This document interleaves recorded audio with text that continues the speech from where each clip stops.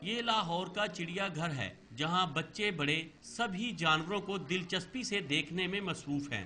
جیسے ہی بچوں کو ان کا من پسند جانور دیکھنے کو ملتا ہے، ان کی خواہش ہوتی ہے وہ اسے قریب سے دیکھنے کے لیے پنجرے کے اندر ہی گھس جائیں۔ باقی سب تو اچھے ہیں، صرف تھوڑی سی جو پنجرے خالی ہوتے ہیں تو وہ برا لگتا ہے، خالی کیچ ہوتا ہے برا لگتا ہے۔